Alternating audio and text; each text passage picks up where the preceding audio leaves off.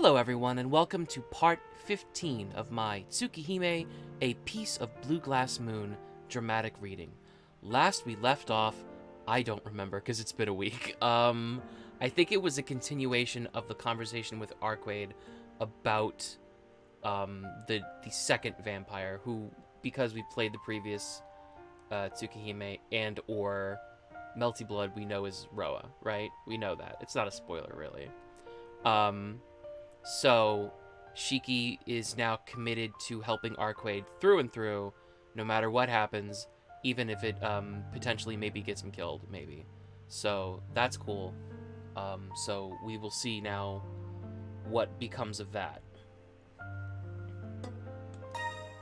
Alright, so let's continue. Okay. I see. Then, oh, that's right. So she told him to take his glasses off, and they're gonna walk around the city looking for vampires. Okay, all right. I see. Then let's get moving.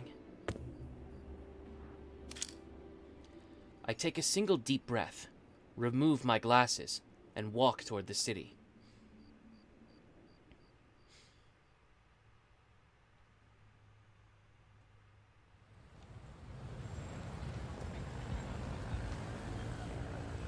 Walking side by side, Arcueid and I move through the crowds. The last time I walked amidst a landscape this riddled with scribbles was back when I was first hospitalized. I don't feel any dizziness so far.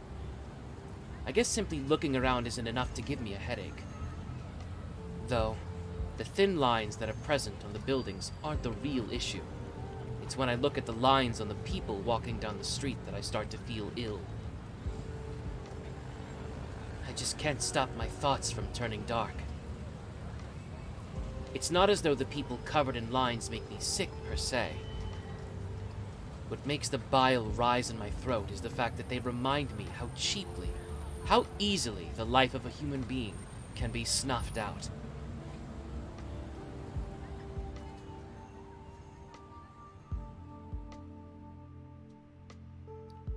We wander amidst the bustle of the city's nightlife. Arcueid doesn't utter a single word the entire time. She simply marches resolutely onward, as though she has some ultimate destination in mind.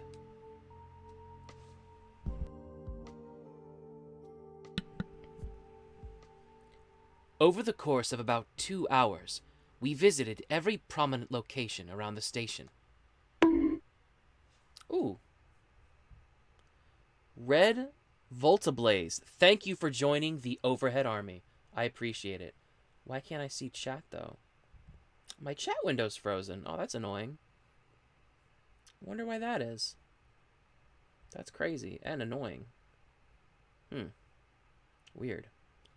Anyway. Oh, you know what I could do?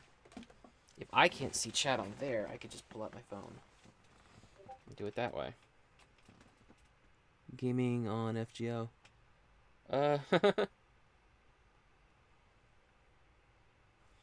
Does FGO have like visual novel elements? I suppose it must, right? I've never actually played it myself.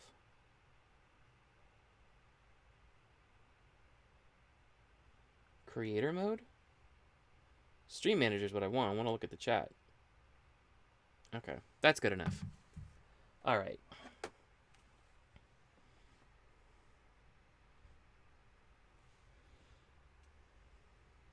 In the end, we didn't turn up even a single person with the abnormal lines we were searching for. Since it's a mobile RPG. Okay.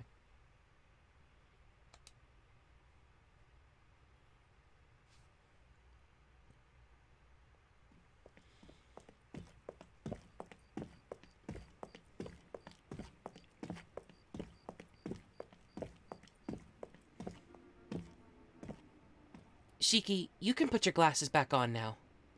As I thought, there aren't any more dead tonight. I put on my glasses. I feel a sense of relief as my vision returns to normal. Should we really be giving up so easily? We only did one lap of the city. Yeah, one look around is all we need. Traces of someone's presence linger around for a while, even after they're gone. Despite that, I didn't pick up even a hint of dead anywhere in the city. It's possible that the dead from earlier was the last one out collecting food. From here on, we'll be grinding our way up through the dead until the next rung up. You seem upset, Arcueid. Of course I am. Even though you came all this way for me, it was a total bust. I really wanted to show you my cool side, too.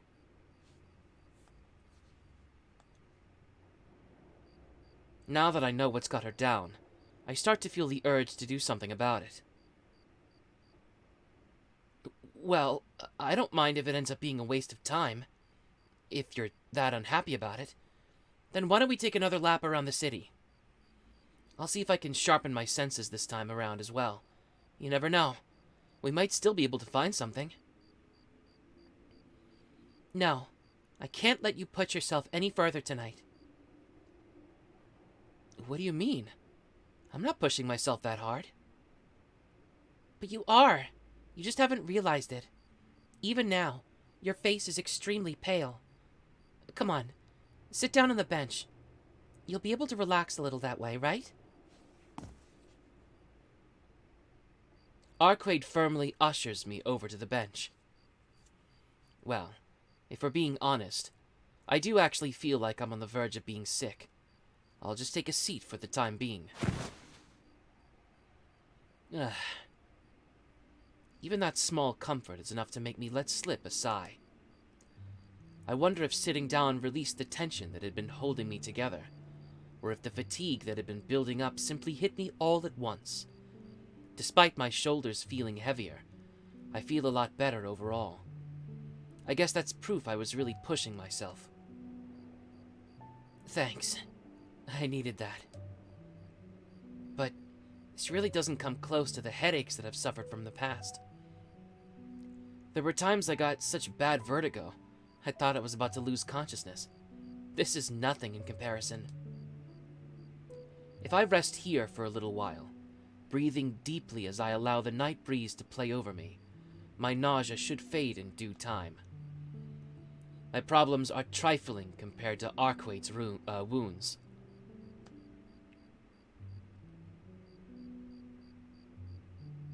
That's why you don't have to worry.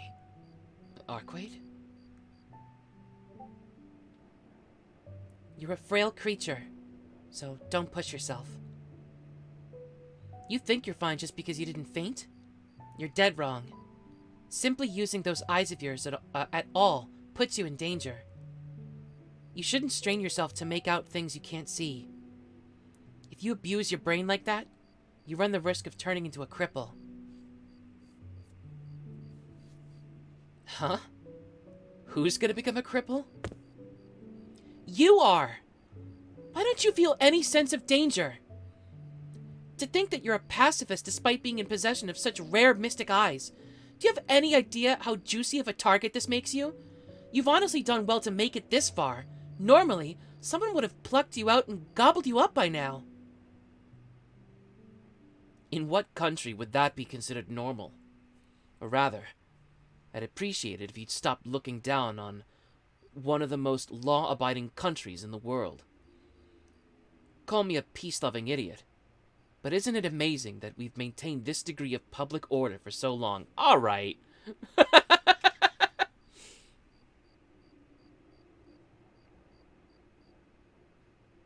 Fine. I didn't want to tell you this, but let me explain things to you properly. Ready? Shiki, you said you could make out the lines of death on living things a lot easier than you could on inanimate objects, right? The reason for that all comes down to the transmission lines in your brain. The death of things. We say that you're seeing the fate of an object, but in reality, it's a bit more nuanced. It's more like you're reading it than seeing it.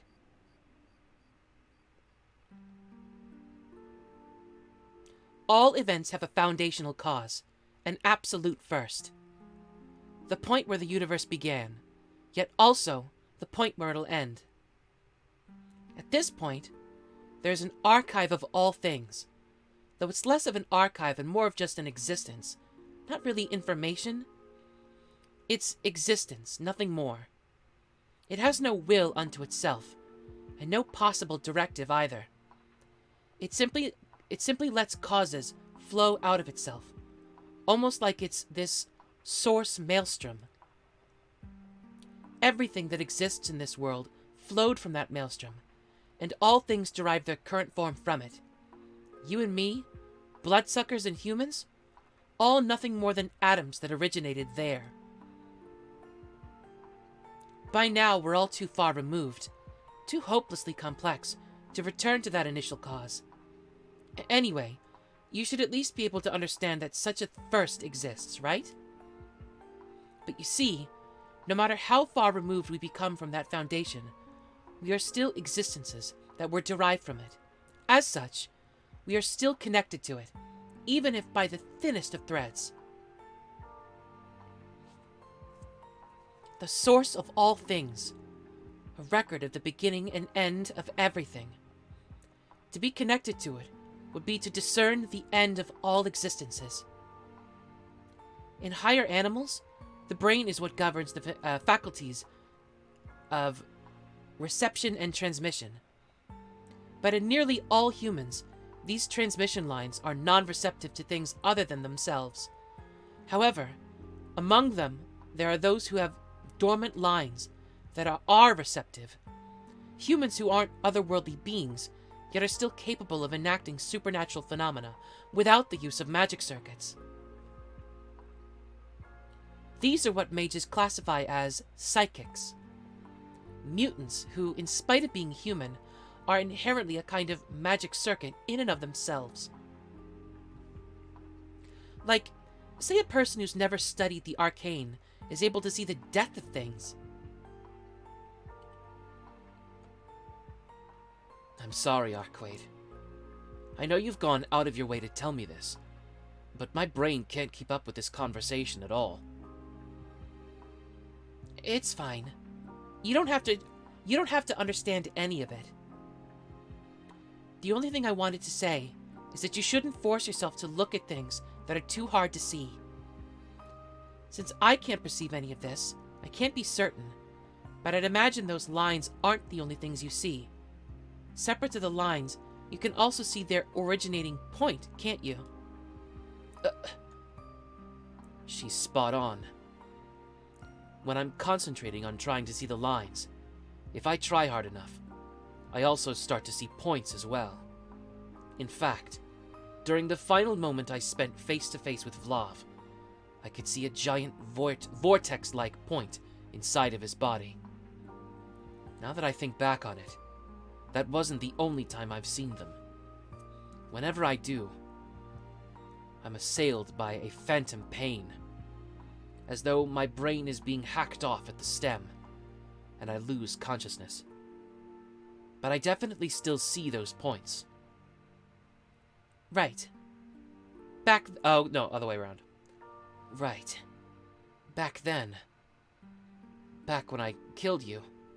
I'm certain I saw those points. There were a bunch of them, and the lines flowed from point to point, as if weaving them all together. To use a metaphor, they were like blood vessels. It's more of a simile, but okay. If the lines are blood vessels, then those points are something that gives rise to those blood vessels. Lines where things are prone to death, and death itself. I wonder what it all means. If you really wanted to, I think it'd be possible for you to see the death of inorganic matter. But in order for your brain to do that, its transmission lines would have to go from being receptive to the living frequency to being receptive to the inanimate frequency, then try to understand their death. But in reality, that's an impossible task. If you overload your brain like that, it'll stop working. Stop working, huh? Do you mean that these lines won't be able to see death anymore? Absolutely not! Shiki, what do you think happens to an engine that's blown out from being pushed too hard? It's destined to be it's destined for the junk pile, right? If an engine seizes up even once, it's never gonna work again. So that's what she meant. Simply put, if the headaches I get from looking at death are like the screaming of an engine pushed past its red line. Do you get it now? Just looking at things that appear easily should be no problem, but you should stop trying to see things that can't be seen. If nothing else, at least stop when you reach the point where your blood vessels start to burst and put a strain on your brain. If you go any further, you may end up living out the rest of your days as a vegetable. You should show some appreciation for the mage that created those glasses for you. Most psychics use their powers without knowing the risks, and end up crippling themselves as a result. Though, given that they're destined to be outcasts from human society, despite being human themselves, maybe they're better off that way.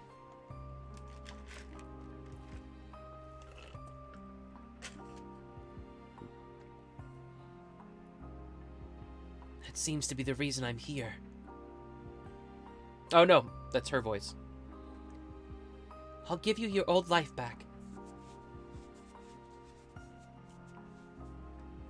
Having said that, Sensei then created these glasses for me. I thought she took them from her sister or some shit. I owe such an incredible amount to her that it makes my heart ache. On that day, 7 years ago, that person saved the Tohno of today in more ways than one. By the way... As I sat there grappling with these profound emotions, Arcueid popped up right beside me and peered into my face. My heart can't take that right now. We just had a good talk, so I would have liked it if she had been a bit more respectful.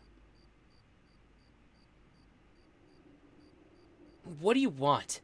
If it's about the glasses, I'm not handing them over. It's not that. What do you want to do now? It doesn't seem like any more dead will come out tonight. So do you want to call it a day? The time is now 11 o'clock. The curfew of the Tohno residence has long been broken. I should probably get going. I think, if I'm not mistaken, there are multiple choices where if I push Shiki too much, I'll automatically get the same bad end. I probably should have saved, huh? It's fine. I don't feel sleepy yet, but it seems like my body needs some rest. Today has been a very eventful day. Besides, one could say that I've been dragged around by her since the evening began. Mostly because that's actually what happened. You're right. I should definitely get going soon. I suppose so. You must be tired after all. Plus, you have that scary little sister of yours to deal with, don't you? No, she's not scary at all. I do have to face her sooner or later, though. But besides that... So, what's your plan for tomorrow? Where do you want to meet? We can meet here, 10 o'clock sharp. Don't forget to bring your knife with you. Well, that goes without saying. As if I would go around searching for vampires unarmed. But 10 o'clock. The mansion's lights are turned off at 9:30, and it's prohibited for anyone to enter or leave after 10. It'll be hard to sneak out of the mansion behind Hisui Enko Hakusan's backs. I almost suggest pushing the time back to 11 o'clock. But figure I'll just make it work somehow. After all, the night is shorter than it seems. The more time we have searching together, the better. That's great. Okay then, Shiki. I'll see you again tomorrow.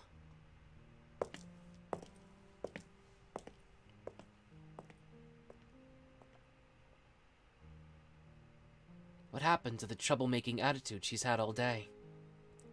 Having said her farewells in such an incredibly gentle tone of voice, she then takes her leave.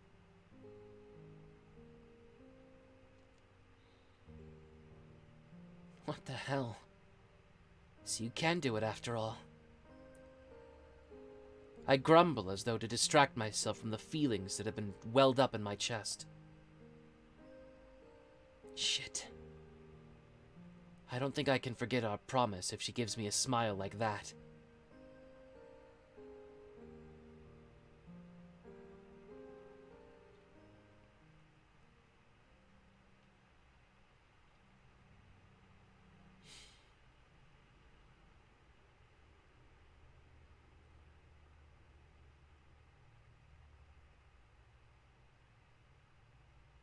I've returned to the mansion. Since it's the middle of the night, there's not a single light on inside. The front door is unlocked. Excuse me. Hisui. She really left it open for me. I let out a sigh of gratitude. I enter the mansion, treading gingerly so as not to wake Akia or Kohaku-san.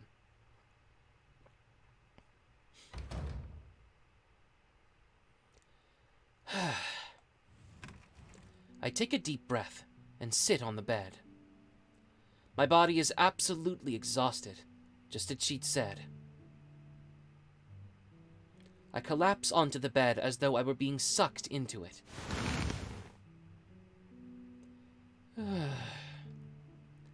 Lying there, I let out a deep breath. My promise with Arcueid. Perhaps it was fate that led me down such a dangerous path once again. But there was no other way. I couldn't just leave her be. Or perhaps I didn't want her to do it alone. I didn't want to allow someone as miraculously beautiful as her, someone who isn't human, to have to.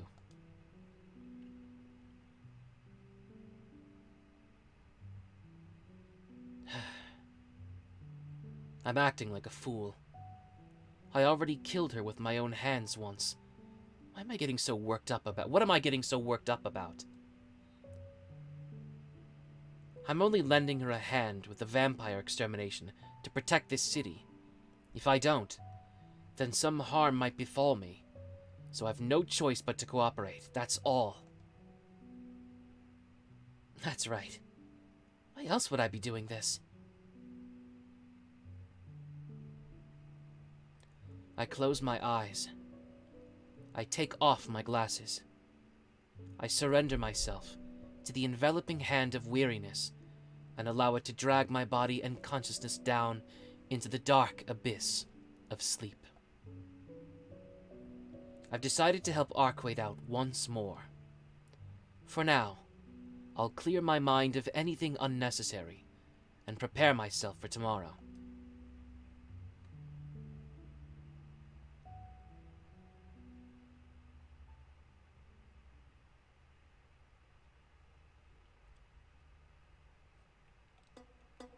Okay. Let me just make sure this isn't... They wouldn't prompt a save, like, right before a bad end. That would be so fucked, right? Okay.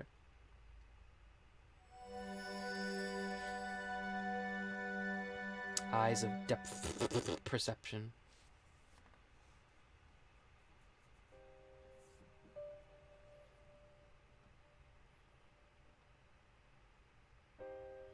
In those days, the mansion was a giant playground. The forest, a deep ocean. The house, a towering castle. The gardens within those grounds would have taken an uncountable number of days to fully explore. We reveled in it all.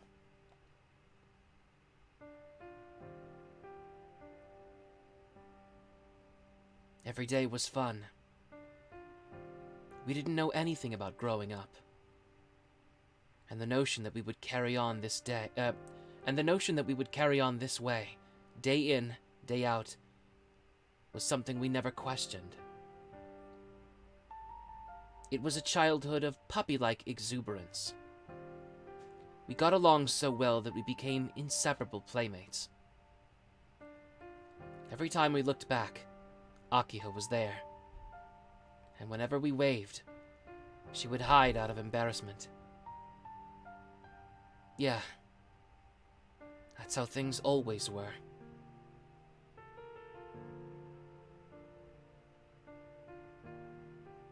In those days, the mansion was a giant playground. The forest, a deep ocean. The house, a towering castle.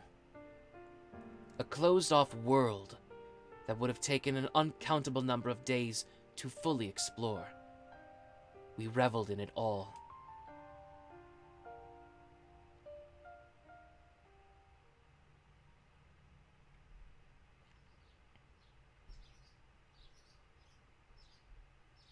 I wake up slowly. The morning light chips away at my lingering drowsiness. Oh, hey, Minaz, what's up? As I lay there, I somehow felt as though I'd seen a nostalgic dream. No sooner do I wake up than something unpleasant intrudes upon my field of view. A sharp headache gouges deep into the flesh and bone beneath my temple. This morning is so vivid, it's as though the sun had fallen into the garden. Its powerful rays dye the entire room. Right, my glasses. I put strength into my arm to reach for the glasses on my nightstand, but it doesn't budge. There's no feeling in my limbs. I can't will them to move at all. It seems like the only part of my body that's actually functioning is my mind. Unable to even close my eyes, I simply let the time tick away. The harsh light softens. I've regained feeling in my limbs. I take a deep breath and, finally, stifle this sight by putting on my glasses.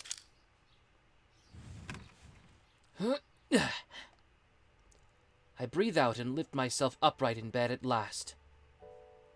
It's no big deal. I used to suffer spells like that fairly often back when I was in the hospital.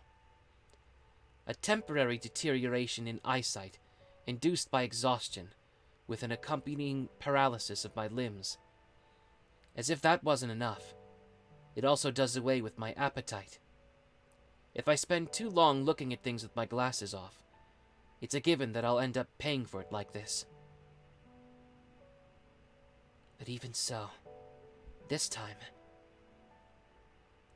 I feel like I can see them more clearly than I used to. The lines on buildings are difficult to see, even when I can make them out. They're normally quite thin. Seeing them as distinctly as I can right now is pretty unusual. The lingering remains of my headache feel just like a gunshot wound. Sensei said something back then, that it's possible my eyes could call forth something bad. Arcueid warned me not to use my eyes too much. She said to do so would destroy my brain, to destroy Tohno himself. This is the price I pay for getting involved with vampires as a human. The risks I'm taking aren't confined to the times I'm actually going toe-to-toe with a vampire. I'm putting myself in danger every moment of every day. I'm not about to start second-guessing myself now. I knew what I was getting into when I decided I wanted to help Arcueid. That's right. Things like this aren't that big of a deal. Besides, even if I were to bury my head in the sand, it wouldn't change the fact that I'm caught in the middle of this turmoil. We'll wipe the city clean of vampires. If I want to protect Akiha and those close to me, I've no choice but to lend Arcueid a hand. The song World as the Vampire starts playing. Oh, haha. Okay. I psych myself up and leap out of bed. I get changed right away, then thank Hisui for last night. Huh? Speaking of Hisui, she's nowhere to be found. It's past 7 o'clock in the morning. This is around the time that she'd normally be calling out to me from the side of the room to wake me up. I wonder if she overslept. An unlikely explanation, as my school uniform has still been neatly prepped on top of the desk. Perhaps she simply had other matters to attend to. I'm curious what, but it's none of my business. Besides, I don't have any time to spare this morning. I'd better change into my uniform quickly and head down to the first floor.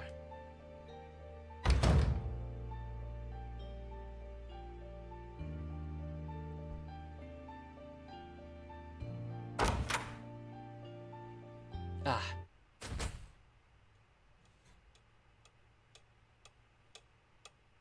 The moment I open the door, memories of last night resurface and flash before my eyes. Amazing. I astound even myself. I really ought to get my head checked. Maybe they can work out what quirk of my mental makeup made it possible for me to forget such a terrifying event. Though, that's only if I make it out of here alive. I stand frozen in place like a statue, hands still on the door, unable to take a single step inside. Meanwhile, in the living room. Oh shit, here we go. As though reprising her role from last night, Akiha is sitting on the sofa. Kohaku-san is standing a little ways behind her. Normally, no matter how prickly of a mood she's in, Akiha still greets me with a "Good morning, Ni-san." But today, she's acting like I'm not even here. It goes without saying that it was last night's dereliction of my duty to explain my connection with Arcueid, which has earned me this treatment. It may seem like Akiha is relaxing gracefully, but the pressure she's exuding is no joke. The tension in the living room right now is so thick that you could cut it with a knife. Well, I could cut it with a knife, because I can do that, but sorry. Good morning, Shiki-san. Would you like some tea before breakfast? Well, at least one person here is unconcerned with all this. Good morning, Kohaku-san. Maybe I'll take you up on that tea later, once things have calmed down. I return Kohaku-san's greeting and enter the living room. Akiha gives me a sidelong glance as I gingerly creep into the room. I'm not going to falter in the face of this silent pressure. Times like these are the true tests of one's mettle. I greet her cheerfully, quietly, or I'd better start apologizing. Okay.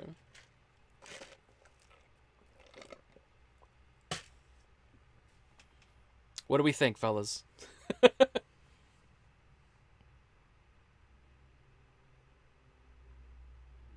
No answer. Okay. What did I do last time? I'm trying to remember. I think I might have... I feel like I would have either done cheerfully or apologizing. I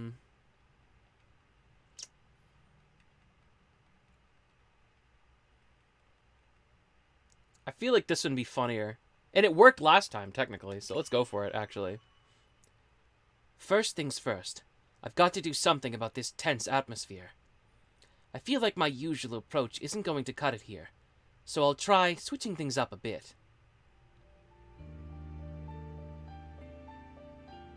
Bonjour! Lovely morning, isn't it, Akiha? Adding in some casual laughter for effect, I tried greeting her frankly. I don't think it worked.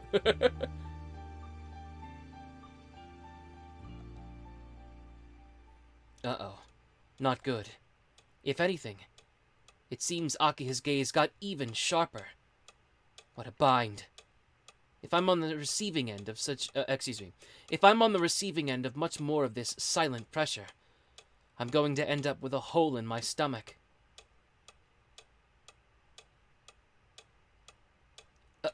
Well then, this geezer is off to get some breakfast. I casually begin to retreat from the living room. However, Nissan? Akiha's curt voice calls me to a halt. Excuse me.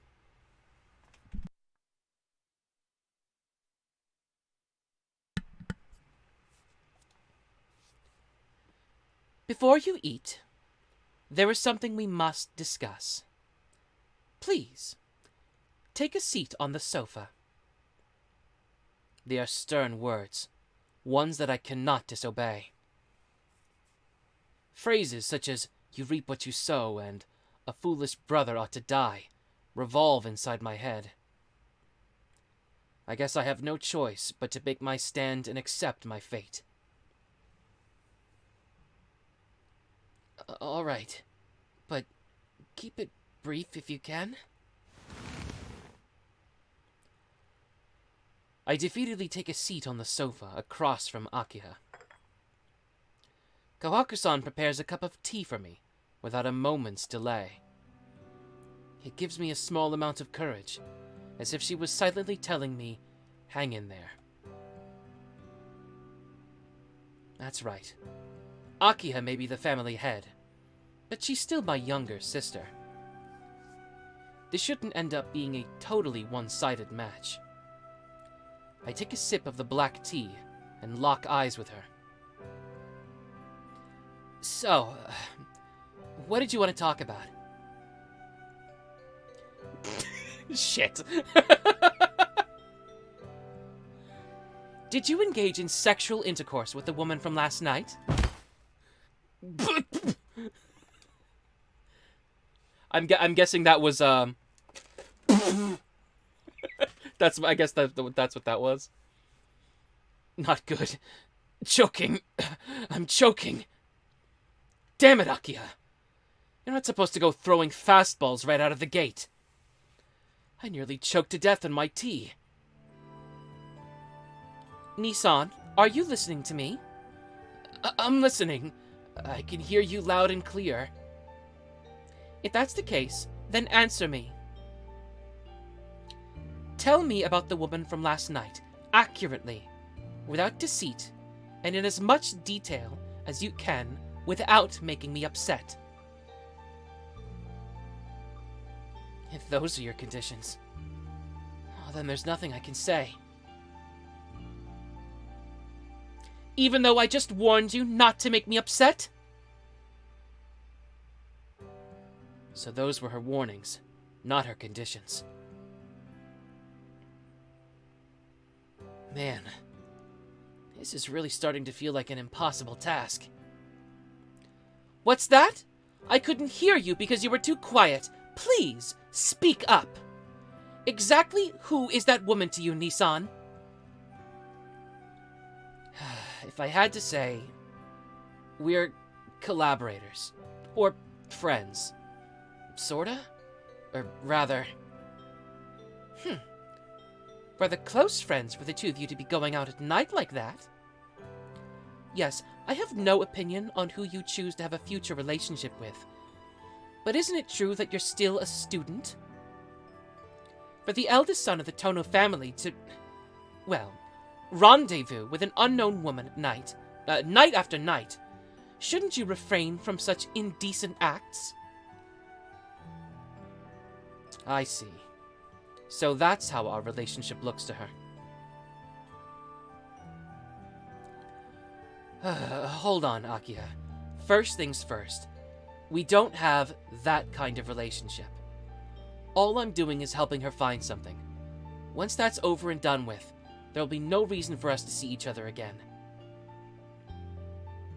That's odd, considering how awfully close you looked. But you're suggesting that was simply my imagination, Nissan? Are you telling me that your relationship with this person is temporary and purely transactional? Akiha's gaze is cold. If I just nod yes, this conversation could end peacefully. But I feel strangely reluctant to affirm that statement. Although we both have something to gain by working together, I find it hard to say that that's all there is to it. Well, I mean, we're not exactly close, but it's not like I'm helping her purely for mercenary For mercenary reasons either. Of course. After all, I've never seen you in a panic like that before. For my otherwise serious brother to reveal his emotions, naturally, I would wonder what on earth could have brought that on. I didn't panic that hard. And I'm not emotionless either. I was just surprised because I didn't expect her to visit our house. Really now, even though that woman remained totally calm the entire time she was waiting for you? Akiha gives me a sidelong glance, as though she has something more to say. It seems like she thoroughly believes that Arcueid and I are going out. Hey, Akiha, could you stop with the misunderstandings? Besides, the only reason we know each other is because... I stopped myself from saying it's because I killed her. It's not like she would believe me even if I told her the truth. Besides, there's no way I could let her know about that sort of thing. That being said, I couldn't come up with a better explanation, so, just like last night, all I could do was mumble some vague words.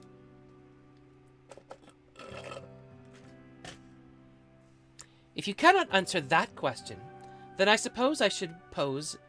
Excuse me, let me try that again. I fucked it up. If you cannot answer that question, then perhaps I should pose a different one. You've been consistently referring her as that woman for a while now, but what exactly is her name? Her name is... Arcueid. Is that so? Then that means you two didn't meet at school. There are no exchange students at your high school after... There are no exchange students at your high school after all. Just as Akiha says, there isn't a single foreign exchange student at our school. Wait, why does she know that? And so, how exactly have you two come to know each other? We met in the city, by chance. By chance, you say? So then Arcueid-san was the one that called out to you, correct? Well, actually, it was me who called out to her. The truth is that there was no calling out to anybody, only murder.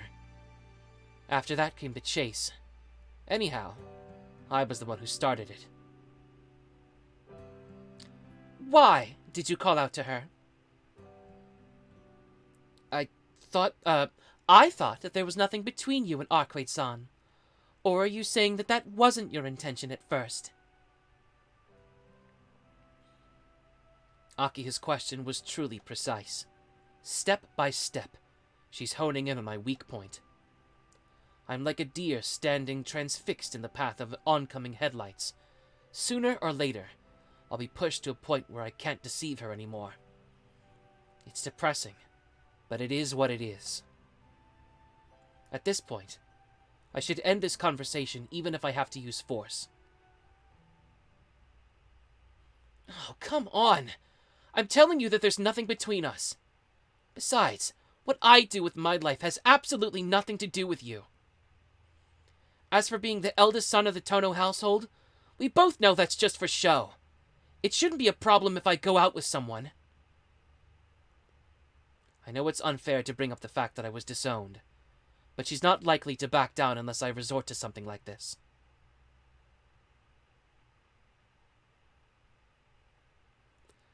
Akiha raises her eyebrows, and then stands up without making a sound. Huh? That's odd. I thought that she'd have a ruthless counterattack in store for me. But contrary to my expectations, Akiha turns away, an uneasy expression on her face. It's not like I wanted to have this conversation either. I have a bad feeling about that person. If it were anyone else, I would have simply dropped the matter. However, when I see you let your guard down around that person, I can't help but feel like I'm being foolish. I don't get it. Akiha spoke through pursed lips, visibly frustrated. What's wrong, Akiha? You're acting a bit strange. That's enough!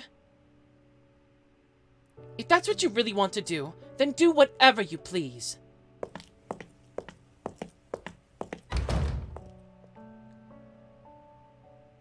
With an uncharacteristically violent stride, Akiha takes her leave of the living room. Jeez, how could you, Shiki-san? I feel sorry for Akiha-sama. If you're going to invite a lover over, at least bring one that's a little more normal. If you had done that, then I'm sure even Akiha-sama would have given her approval. Kawaku-san lets out an exaggerated sigh and chases after Akiha.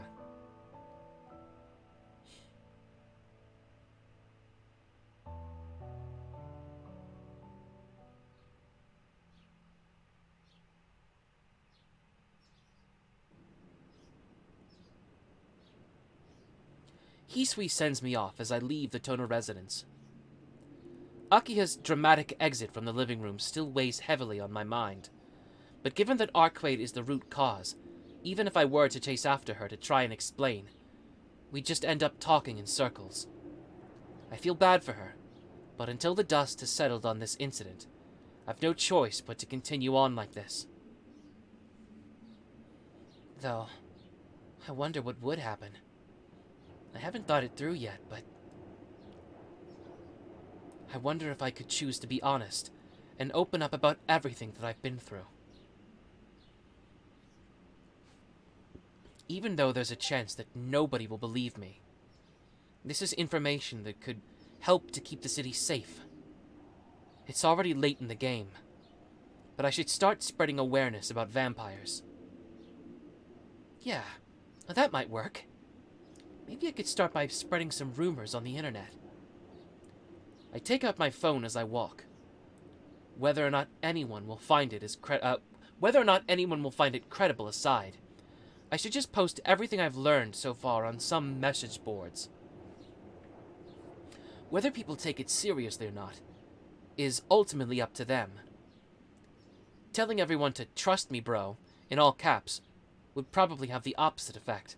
But if I just publish the raw information, there's a chance it could circulate as an urban legend, and serve as a warning that way. Hello? You there, got a sec? Someone calls out to me, and I stop walking. When I turn around, I see an unfamiliar man in a business suit. Are you talking to me? Yep, you. I mean, I don't see any other kids walking down this road, do you? He's right. We're on the road in front of the Tohno residence, and the only traffic it usually gets is the odd car. The only people that come through here on foot are probably me and the employees of the Tohno household. So, hear me out. You came from that house just now, right? Could it be that you're a child of one of the servants that works inside? In that case, how lucky. Super lucky. And not for me, but for you. How would you like to earn a little pocket money? I want to learn a little bit about the people of the Tohno mansion, you see. I keep my distance, though I can't explain why. It's not because the man's insincere manner of speaking rubbed me the wrong way. It's more that I fucking hate Italians. No, I'm kidding! Sorry. It's more that I'm terrified of how intent he is. I get the impression that he's paying close attention to my every word, no matter how trifling. Careful not to miss any clues to my attitude.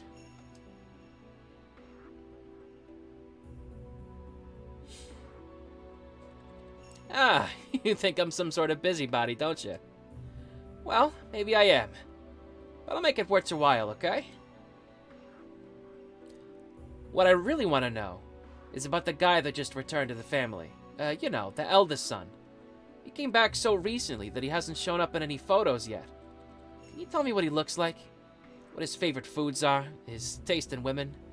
Maybe what his, weaknesses are?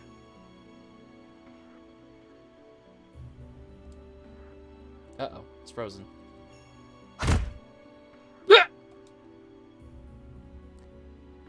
The insincere man leaps up and down, clutching his privates.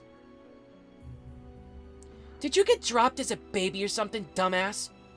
You've obviously got Tohno Shiki right in front of you. A kid?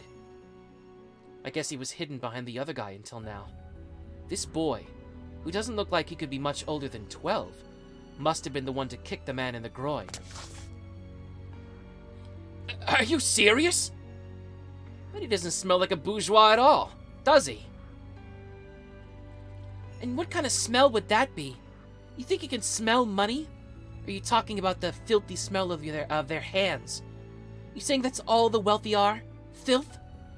Those sound like fighting words to me, fucker. No, not at all. Maybe some of the nouveau riche are, but that's all. You know, like those loan sharks who squander half their days counting their money. So you mean guys like my old man? Criticizing your own boss? You sure feel ballsy today, don't you, Ando? What on earth have I stumbled into here? Maybe I should call the cops and let them deal with it.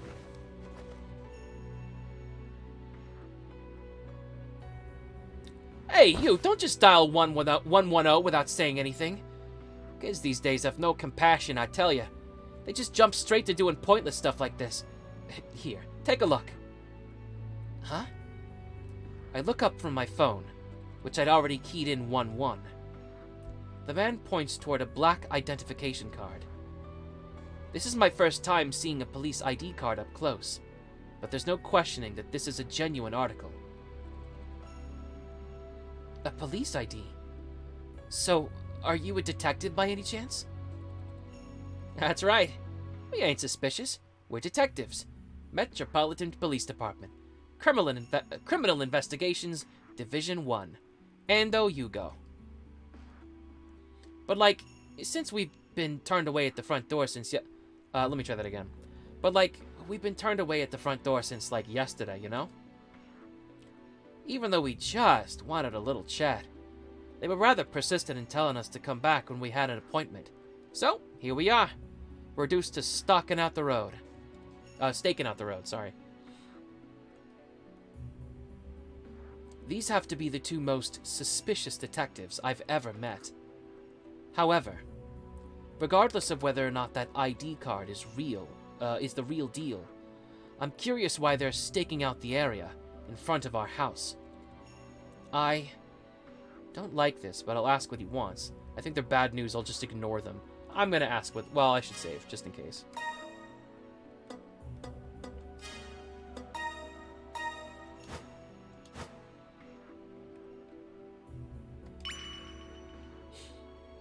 I should find out more about their intentions. I can't deal with them effectively if I don't even know what they're after.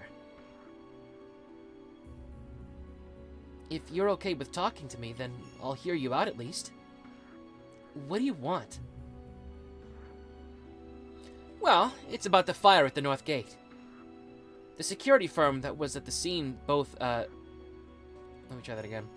The security firm that was at the scene both the day of the incident and the day after. They're one of your family's subsidiaries, right?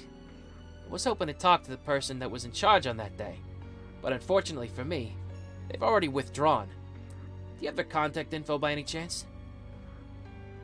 Oh, is that so? I'm afraid I wasn't aware of that.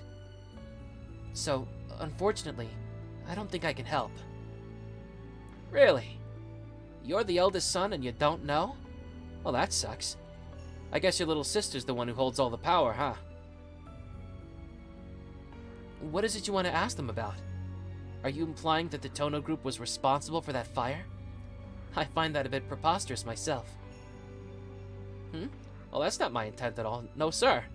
It was spontaneous combustion. Pure and simple.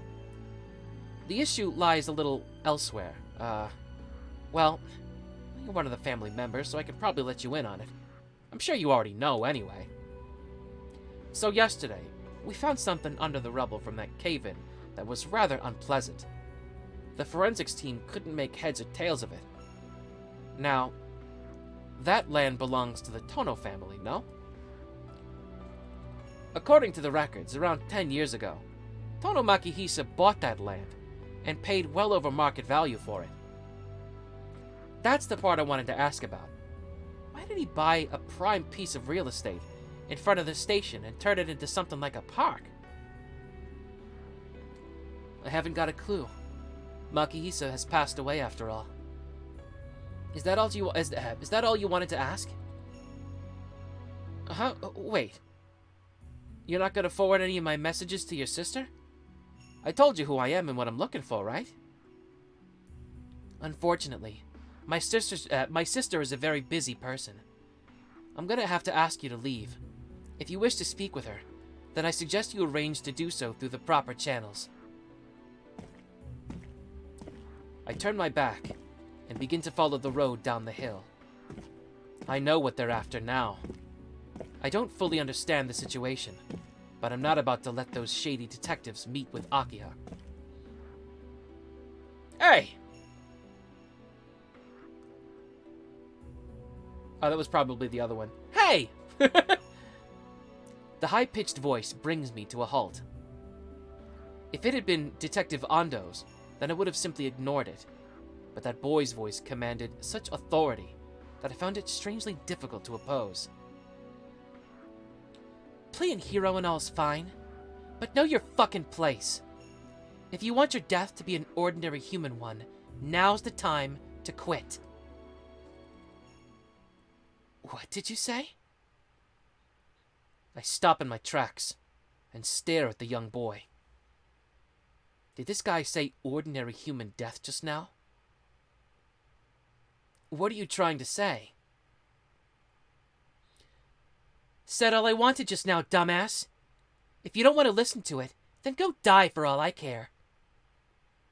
Hey, we're leaving, Ando. Let's get eating already. God damn. Give me some cake, alright? Cake that's got tons of cheese and honey. Yeah, your wish is my command. Why did I come all the way to Japan just to babysit this spoiled rich kid? The strange duo get in the car that was parked by the side of the road and head off in the direction of the station.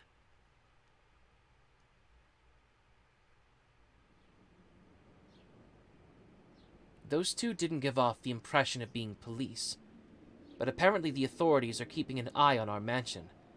Not only that, but the land in front of the station where the incident occurred belongs to the Tohno family. No, it's just a coincidence. It must be, right? I mean, the cave-in only happened just because of Arcueid's thoughtless way of doing things. There's no connection between the killings and the land in front of the North Gate.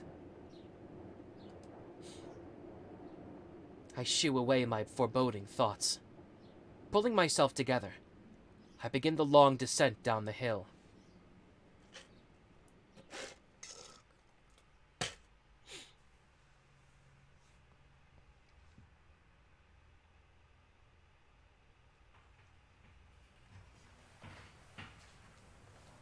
My day settles back into a familiar routine. 4th period, modern society. The teacher on the podium reads aloud from a rather bland, uninspired text. I'm lucky enough to sit by the window, so as I calmly listen to the excuse me. Uh-oh. Where'd my water bottle go? Oh, there it is. I ran out of drink. Ugh, excuse me. Let me try that again. As I'm lucky enough to sit by the window... fuck. Okay, one more time. I'm lucky enough to sit by the window, so as I calmly listen to the lecture, I take a good hard look at my own face reflected in the glass.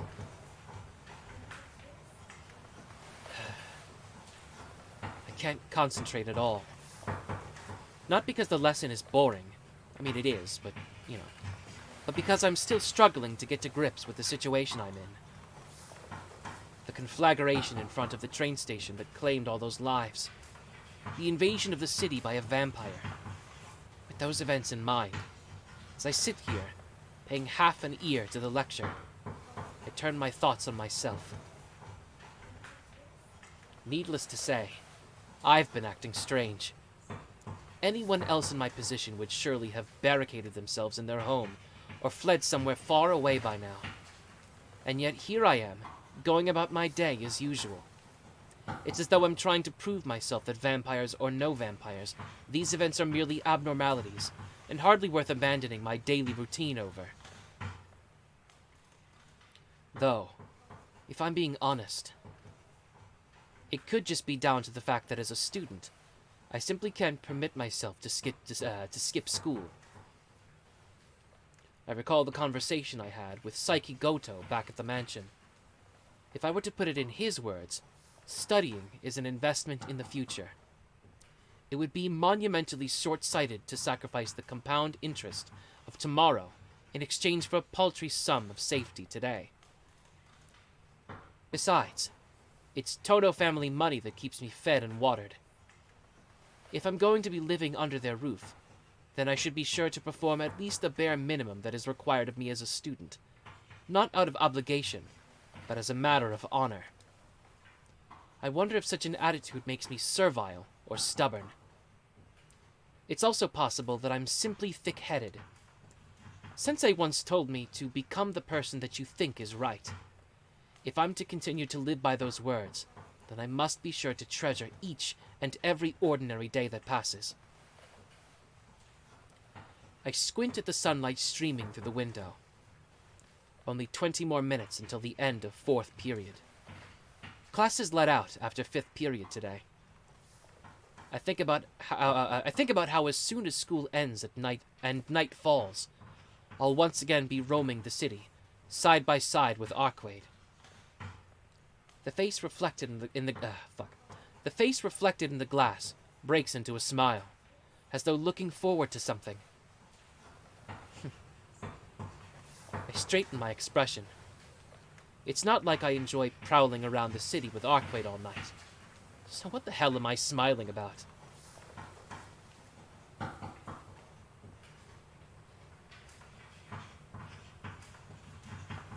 Jeez.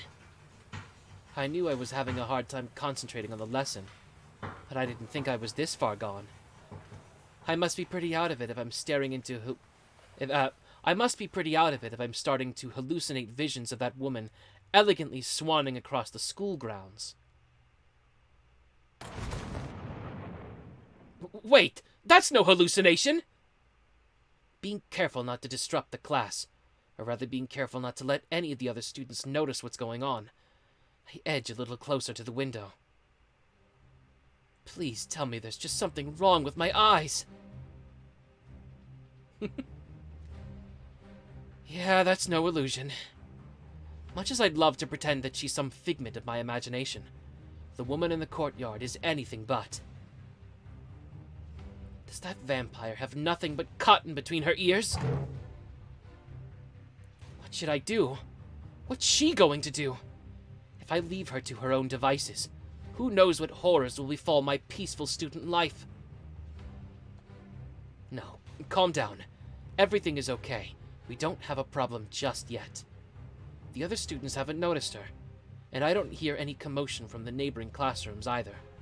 Fortunately, she seems to be situated such that she's only visible from this classroom at the moment. I swear to God, that woman is a destroyer through and through. At my wit's end, I curse her from the bottom of my heart. However, doing that doesn't solve anything. There's 20 minutes left until lunch. If I leave that airhead vampire alone, there's no telling what kind of mess she'll create. I do my utmost to intercept her, focus on the lesson, ignore her.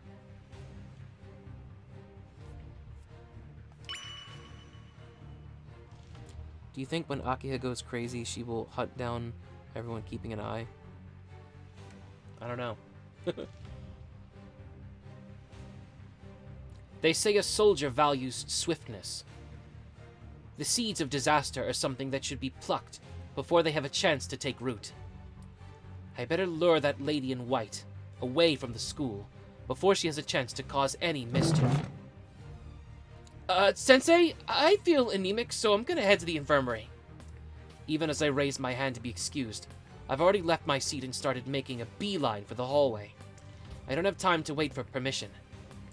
Taking advantage of the brief window where everyone is too startled to react, I hastily make an escape to the classroom, from the classroom.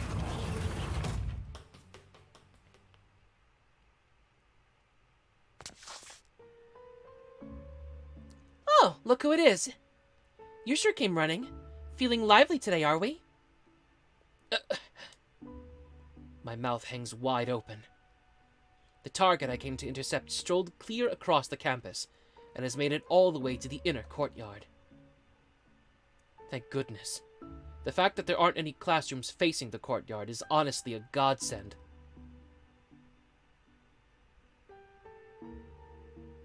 But I have to say, this school is rather small and simple looking.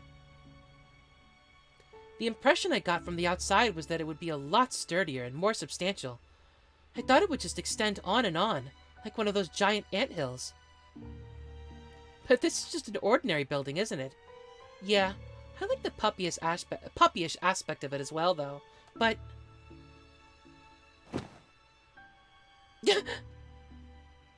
You! Come with me! Naturally, I've no time for these leisurely greetings. Without stopping to explain myself, I grab Arcueid by the hand and start running. I take us around the back of the gymnasium, which is generally deserted. At this hour, having her exit through the main gate would draw too much attention. The best move is to ask her to leave out the back. Hey, what are you trying to do, dragging me all the way out here? There's nothing interesting back here at all. Arcueid seems a little peeved, but it's not like school buildings are particularly interesting to begin with. What are you trying to do? That's my line! What are you? Some kind of walking bomb? Huh? Me? Walking bomb? Exactly. And that's putting it mildly. Listen here. Why are you wandering around during the day? And why come to my school of all places? You're weaker during the day, right? Your wounds haven't healed either, have they? Given all that, shouldn't you be resting until nighttime like a good vampire? Well, you're right, but... Since you're going out of your way to help me and all, I thought I'd use the day to try and find some clues. I didn't want to waste your time again like yesterday. I'm telling you, there's no need to go that far. I said I'd team up with you, so just hold on until tonight. We can settle whatever needs to be done together, okay?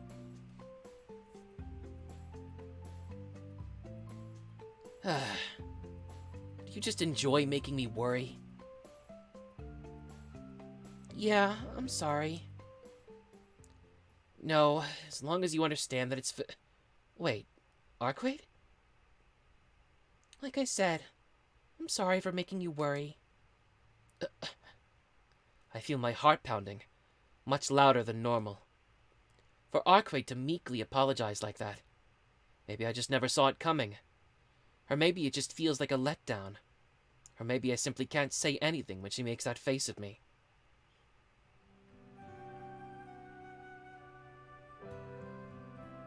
But you're in the wrong here too, you know. I was watching you from below for ages, and yet you never even noticed I was there. I wasn't sure what the best way... I wasn't sure what the best way to get inside was, so I was just starting to think it'd be better off just running up to where you were. Wait. Hold up.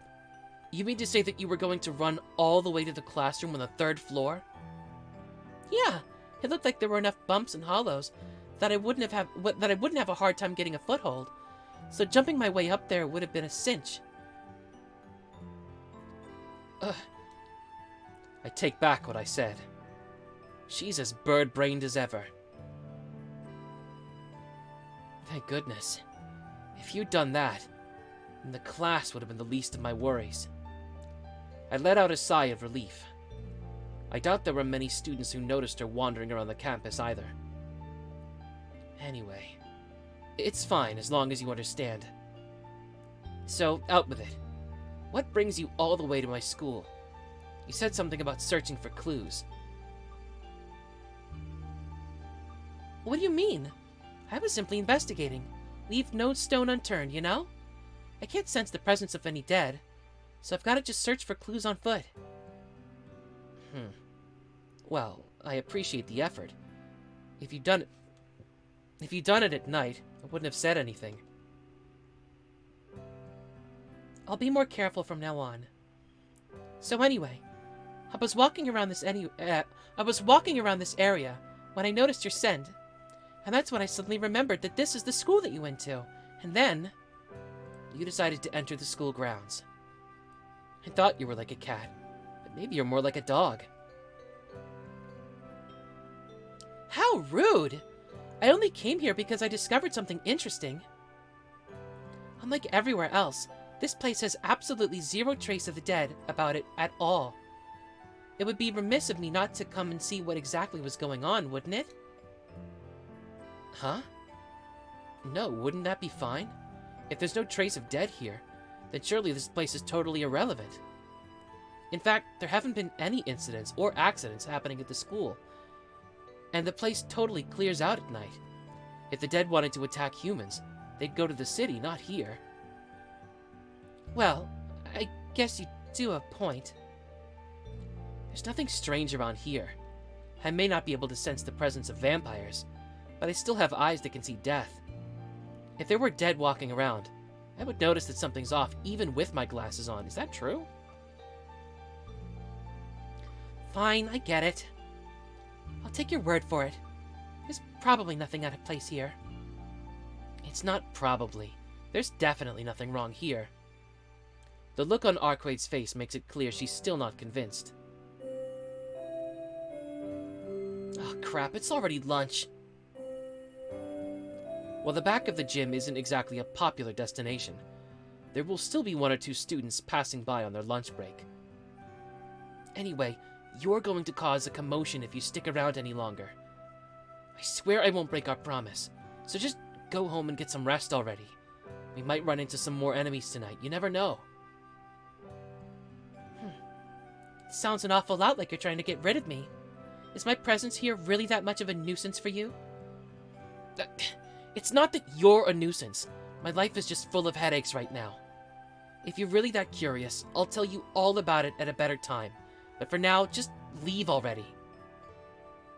I give Arcueid a nudge on the back, shooing her away.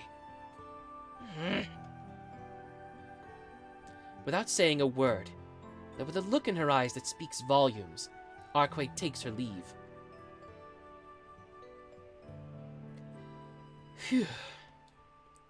With the tension broken, I can finally breathe easily again. Now that it's lunchtime, I better grab myself some nourishment in preparation for the rest of the rest of the afternoon. Huh? I could swear I just heard a faint noise come from the shadows at the far side of the bike parking. Acting as though I'm simply taking a casual stroll, I sidle over to the area that had been hidden from view by the bikes. Sure enough, there was nobody lurking around by the dead end. It must have been a stray cat or something. It was Seal.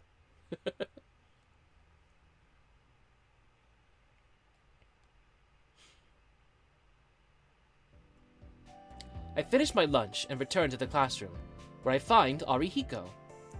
There was no sign of him all morning, so it looks like he came to school simply to eat lunch. That's funny. Yo, Tohno! Morning, dude! This guy really only does turn up when it suits him. Unbelievable.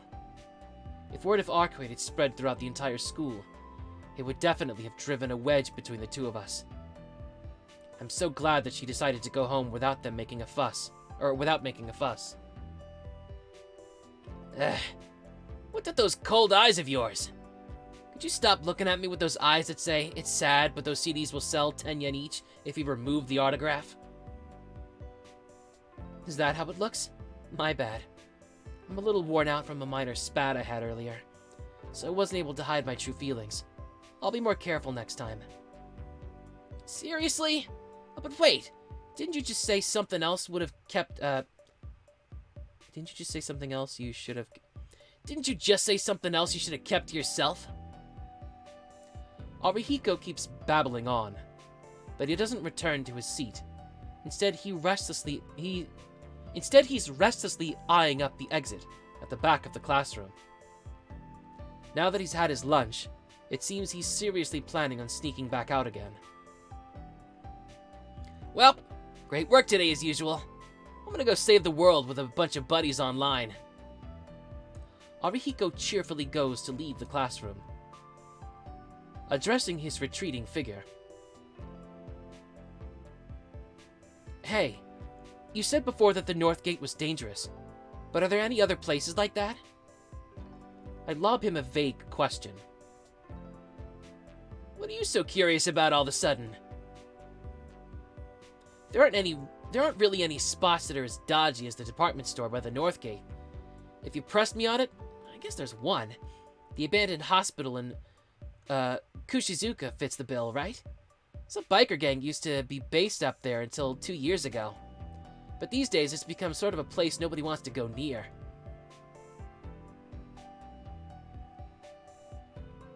Kushizuka's the town 2 stops away, right? Everyone knows abandoned buildings are dangerous, though, so it makes sense that no one would want to go near it. No, you're missing the point. All the people that were there just disappeared. Something happened one day, and bam! None of those punks were ever seen again. Nearly 30 of them went missing, and the police are still searching for them today. Though, that place is more like a setting for a ghost story than the sort of violence that goes down by the North Gate. These days, the place looks like a testament to failed government investment. Not even vagrants want to settle down there. I may have to dub over that. That was a mess. Oh gosh.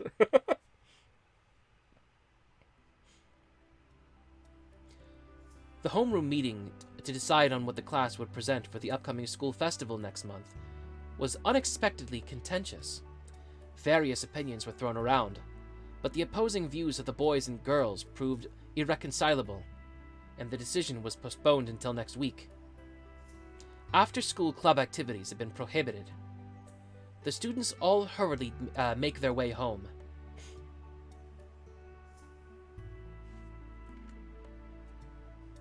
Now then, there's no point in aimlessly wasting my time in the classroom. Now that school's over, I should...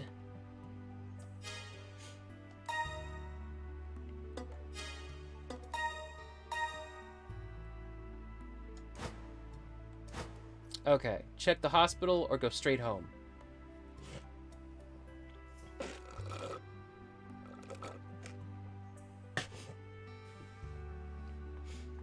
So...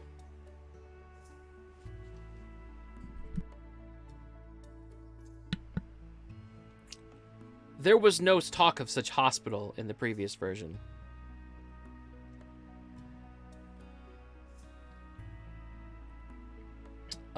Let me think.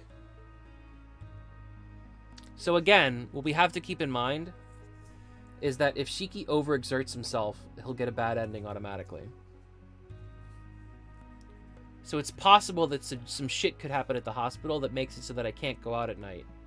And then if I don't go out at night, I won't use my powers, and if I don't use my powers, or Shiki's powers, then Shiki won't be bedridden, or he won't die at the school. But the hospital thing could be a bad ending in and of itself.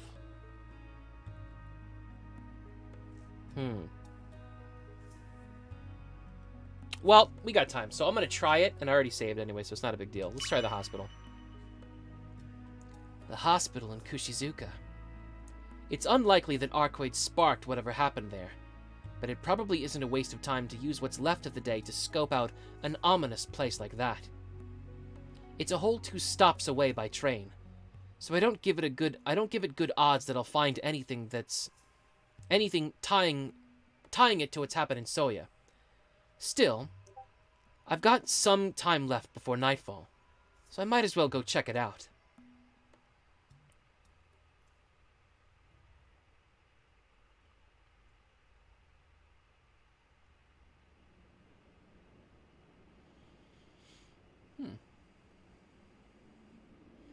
Once I've arrived at Kushizuka Station, I transfer to a bus and ride for 20 minutes. Even from the closest bus stop, it still takes me a further 20 minutes on foot. Nestled in an industrial district set far apart from the neighboring residential areas, there stands the skeletal remains of the hospital, quietly crumbling away.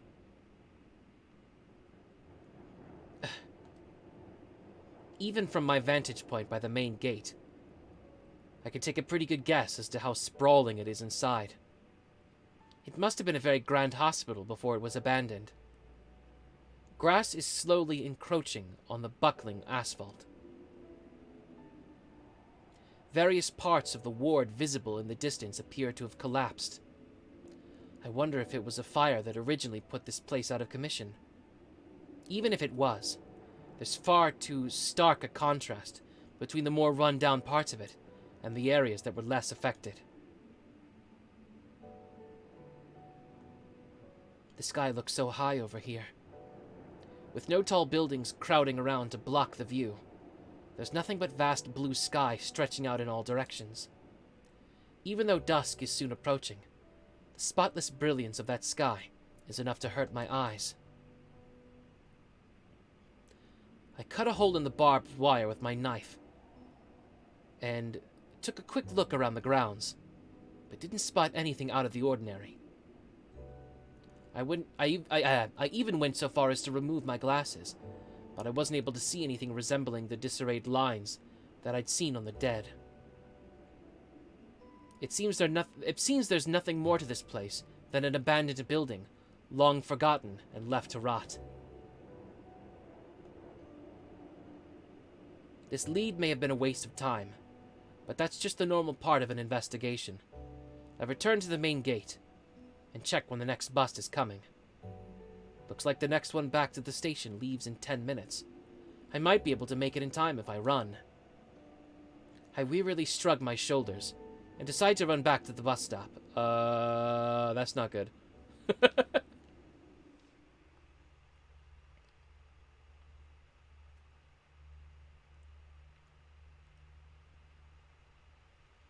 I return to the mansion. The sun hasn't set yet, and there's still some time until Aki returns. I wonder if Aki is still mad about what happened this morning. I'm just concerned because I know that there is a bad ending that is tied to how exhausted Shiki gets, basically. In the Arcueid route, specifically. It's a given that she'd be upset about my conduct. I haven't really been acting respectfully the whole time I've been back at the mansion. I like to think I could resolve everything by just explaining the situation to her. But there's no way she'd believe me if I started going on about vampires. For now, I'll just have to grit my teeth and play the part of the reprobate older brother.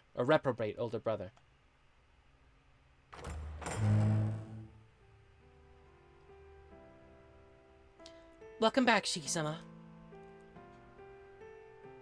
Good evening, Hisui. Thanks for going out of your way to greet me. Is Akiha not back yet? Correct. She will be arriving particularly late tonight.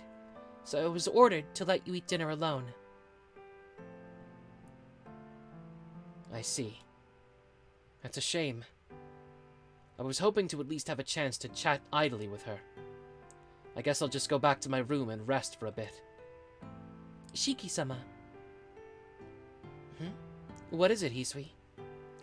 After quickly glancing around the lobby, Hisui calls out to me once again. I know it's not my place to ask, but will you be going out tonight as well?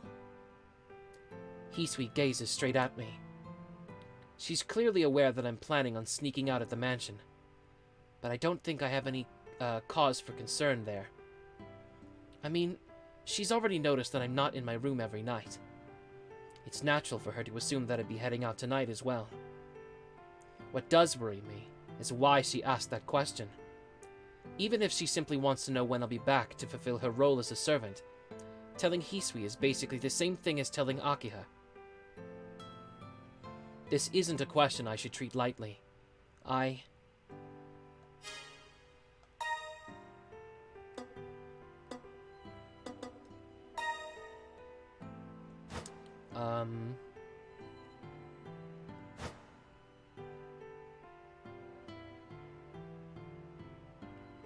You can't really lie to Hisui, so we're gonna tell her the truth. I'll tell her the truth. Hisui and Kohaku-san are in charge of managing the mansion. There's no way I'd be able to slip a lie past them, no matter how well crafted. Given that, I should at least be upfront about the fact that I'll be away from home tonight. Yeah, I'll actually be heading out every night for a while. I'm not exactly sure how long. But I swear I'm not messing around or doing anything inappropriate. I know that Akiha will hate me for this, but I can't just stop what I'm doing halfway. That's right. There's a mysterious vampire on the loose, claiming the lives of who knows how many victims. And the only one who can stop them is Arcueid. As a human being who lives in this city, I cannot look away and pretend that everything is okay. I know I'm asking a lot, but if you can overlook this for a little while, I'd really appreciate it. I'll be back around midnight, so can I ask you to leave the front door unlocked? Do you mean to say that you're unable to give us a reason why? Yeah, sorry, Hisui. I'd like for you to just write me off as worthless, and not ask any more questions. No, you are my master. No servant would scorn their own master and call them worthless. Hisui answers matter-of-factly, her expression blank. With that, the conversation comes to an end. I bow my head to her and start to climb the lobby stairs. Please wait a moment. And then, from behind, Hisui calls me to stop, her voice calmer than I've ever heard it before. Well, I know this may be impertinent of me to ask, but... Hisui trails off, but then clenches her hands tightly and turns to stare right at me. If you would like me to, I can hide the fact that you're going out from Akiha. Let me try that again. If you would like me to, I can hide the fact that you're going out at night from Akiha-sama. As in, we should use this time to get our story straight. Is that what you're saying? Yes. It is rare for Akiha-sama to leave her room after dinner. Ne-san and I are the ones responsible for performing evening inspection. So if we were to neglect to mention anything out of the ordinary in our report, then there would be no way for anyone to know you were not in your room. Well, that would be a big help. But are you okay with doing that? Aren't you two employed by Akiha? I believe I stated before that my master is you.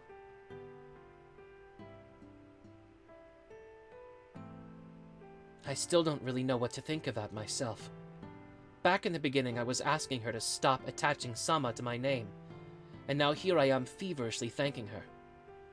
Hisui, in her own way, listened to my shoddy excuses, and then said that she would help me. Thank you, Hisui. It would help me out a lot if you did that. In that case, please use this keycard from tonight onwards. Following Akiya-sama's orders, the code for the main gates of the mansion has been changed. If you use this keycard, you can unlock the gate, even at night. Whoa. Akiya didn't waste any time, huh? That was close. If I'd gone out without knowing, I might have had to spend a sleepless night loitering around outside the front gate after I tried to return. That's all I have to say. I will not stop you from going out at night, but I hope that you'll take great care not to get hurt. Hisui makes one final bow and takes her leave.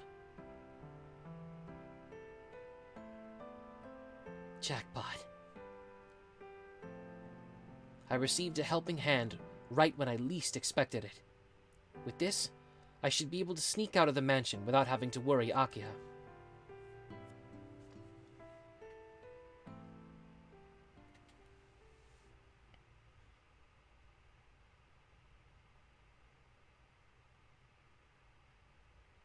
After eating dinner alone, I return to my room. The time is almost 10 o'clock at night. Right. Let's go. I tuck my knife away in my pocket and leave my room as quietly as I can.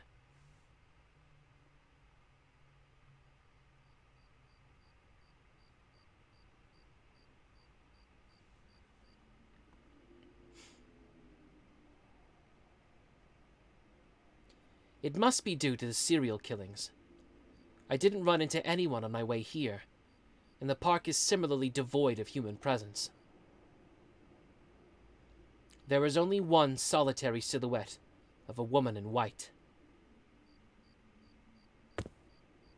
Shiki! Huh? But for whatever reason, Arcueid shouts at me as soon as she sees my face. What? Did I get the time wrong? That's right! Jeez, what time did you think it was? You promised you'd be here 10 minutes ago. 10 minutes? I mean, despite the fact that I left the mansion before 10 o'clock, I would have needed to sprint here to have a chance of making it on time. On the other hand, it seems like Arcueid arrived here right on time. Fine, my bad. I was also hoping to make it here by 10 one way or the other. But it ended up taking way longer than I expected to sneak out. If you had a cell phone, I would have been able to get in touch with her to let her know. But the thought of texting back and forth with a vampire strikes me as completely insane. You know what? Never mind. I'll make sure not to be late next time. Just give me a pass this once, okay? Jeez. We're going to be off fighting for our lives right after this. But you don't seem to have your head in the game at all. Arcueid's pretty angry. You can almost see the steam coming out of her ears. Is it possible that she actually got here way earlier than we agreed to meet?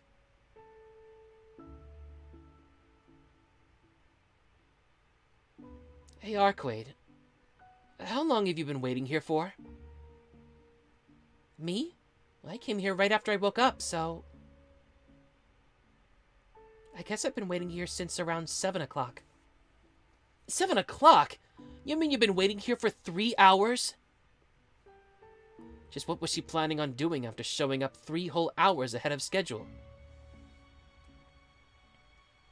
Yeah, I think I'm acting somewhat strange. Arcueid muses out loud to herself. Seems like I'm not the only one surprised by her actions. Well, I may be guilty of showing up late, but isn't this problem partly of your own making? If you show up ages before you were supposed to meet, you can't then complain about having to wait. But those two things are unrelated. It doesn't change the fact that you were late. Well, that's true, but... I mean, why did you stand around and wait for 3 hours? If you came that early by mistake, wouldn't it have made more sense to head back to your apartment for a bit? Well, even I don't know the answer to that. It was kind of enjoyable in its own way. I was idly thinking that it might be nice to hang out here and wait for you, and all of a sudden it was 10 o'clock already. You were enjoying yourself? But why? Who knows? Like I said, I'm not even sure why myself. I wonder if you killing me had anything to do with it. It feels like some part of my body broke and never healed. I feel like I'm going crazy, but no matter how hard I try, I can't work out what part of my body is acting up or why.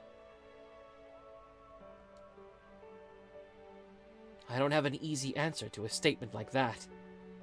I'm the bastard responsible for dismantling Arcueid's body into 17 different pieces. If she tells me that something wrong, if she tells me that something is now wrong with it as a result, what can I do but bow my head and apologize? Well, I don't know who's speaking. Well, never mind all that. We don't have much time, so we can't afford to stand around here shooting the breeze all night.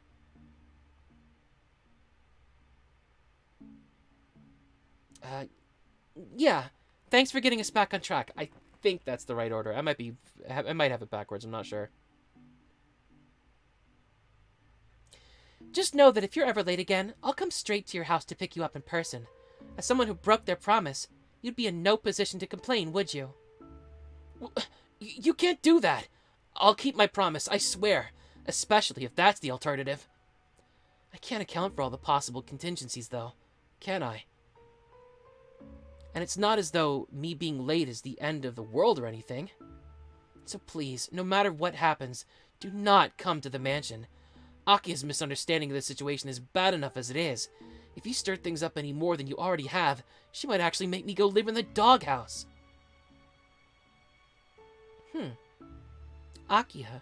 You mean that little sister who doesn't resemble you in the slightest? No need to go that far, but yeah. So that's how it is. Do you really find your younger sister so terrifying? Come on. In what world would an older brother be afraid of... His little sister is the sentence I can't quite bring myself to finish. It's not like I'm particularly afraid of Akia, but I do find her a little difficult to deal with. I just don't want to make my sister worry unnecessarily, that's all. I've been causing trouble for her ever since I was little. I'd like for her to continue on as normal, without having to know about any of this, if at all possible. I see. You treat your sister very well, don't you? As a rule, I treat everyone kindly. It's just that I've made an exception for a certain someone. You're talking about me! You really are a mystery. I was being sarcastic just now. That wasn't a compliment. I was trying to insult you. Is that so? But you said you made an exception for me, right? I don't necessarily hate that, you know. Arcueid keeps on smiling. It was a carefree smile, like that of a child. I feel strangely flushed. It seems like I'm running a temperature. I think that if I stare at her much longer, it might draw out something sinister in me. So I pointedly avert my gaze.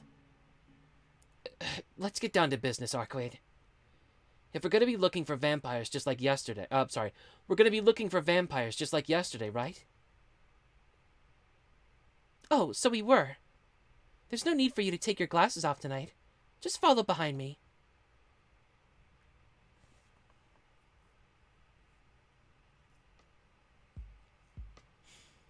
Alright.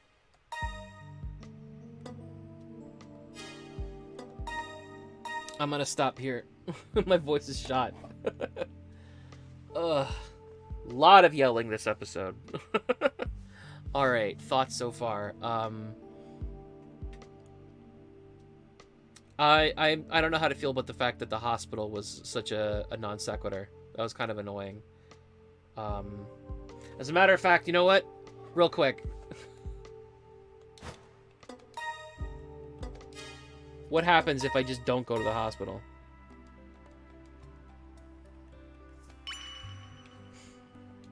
I'm curious about Arihiko's story, but in the end, it's just an abandoned building.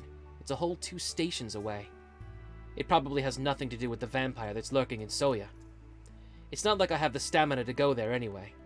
I'll just return to the mansion and prepare for the night instead.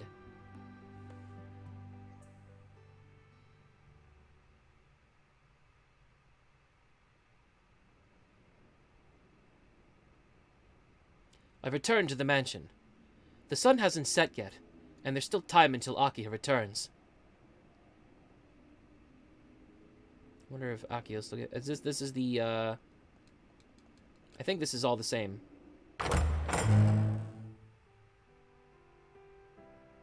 Yeah, this is all exactly the same. Okay, so here's what we're gonna do. So, notice that if you pick to not do the hospital, he mentions that he doesn't have the stamina for it, right? So I'm pretty sure that's to clue you in that you have to conserve Shiki's stamina with your choices, because you'll get a bad ending otherwise. So it's possible that that was going to lock me into a bad ending. And fuck that. Fuck that all the way. Let me just double check and make sure everything is exactly how it's supposed to be. Oh, later. I didn't see your comment. It's hard to do, because like I had it so that the chat was like right there, but it's malfunctioning, so I'll have to fix it.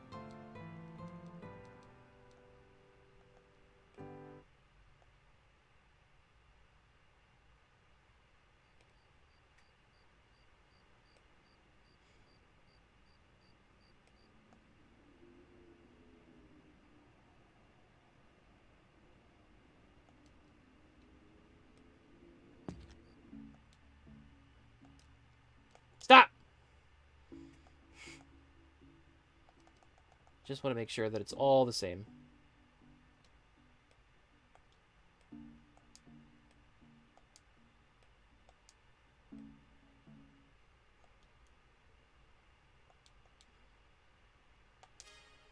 Okay. So, fuck that hospital shit.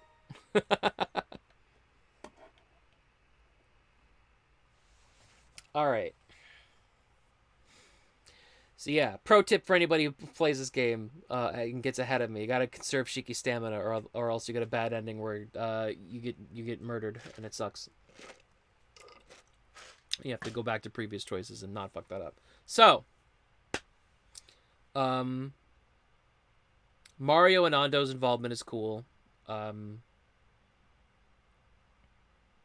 was kind of hoping I'm a little. No, I'll just say it. I'm fucking pissed off that there was no Noelle scene. This is bullshit. This is outrage, in fact. So that's annoying. Yeah, so this is, again, it's mostly more of the same, which is fine. It's the Arcueid route, right? It's my understanding that this is a pretty traditional version of the story that adheres pretty similarly to the original, and then the Seal route is the one that's supposed to be dramatically different, it's my understanding. So, alright. Okay, that's fine. Anyway. Thank you guys for watching. Thank you to Red Volta Blaze for following. If you are watching the VOD, thank you for making it this far. Please subscribe to my YouTube channel at youtube.com/BerserkChip, where I upload the VODs to previous streams and other content. Please follow me at Twitch, twitch.tv/BerserkChip. That's BerserkChip with 2 P's, because I forgot the password to my previous account. Excuse me. And please follow my Twitter, twitter.com/BerserkChip, where I upload stream highlights, schedule updates, fighting game combos and other funny memes and other content. Thank you all for watching, and we will see you next time.